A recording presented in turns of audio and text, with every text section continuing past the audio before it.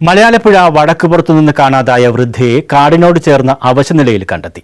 നല്ലൂർ തേവള്ളിൽ കൊല്ലംപറമ്പിൽ സരസ്വതിയെയാണ് കഴിഞ്ഞ ദിവസം കാണാതായത്. സരസ്വതി താമസിക്കുന്ന വീട് റോഡിൽ നിന്നും ഏറെ ഉള്ളിലുള്ള ഉപ്പിടുംപാറ എന്നയിടത്താണ്. തനിച്ചാണ് താമസം. വീടിന്റെ താഴ്ഭാഗം കാട് പിടിച്ചു കിടക്കുകയാണ്. 2 മക്കളുള്ള ഇവരുടെ ഭർത്താവ് ഗോപാലനാചാരി നേരത്തെ മരണപ്പെട്ടു.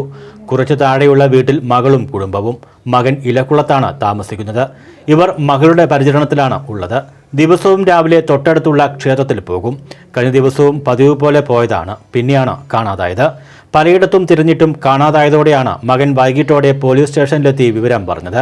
തുടർന്നാണ് SHOയുടെ നേതൃത്വത്തിൽ വിവിധ സ്ഥലങ്ങളിൽ അന്വേഷണം നടത്തി വൈകിട്ട് 6:30 വടക്കുപുറം മീൻമുട്ടിക്കൽ വെള്ളച്ചാട്ടത്തിന് സമീപം കാടിനോട് ചേർന്ന് വൃദ്ധയെ കണ്ടെത്തിയത്.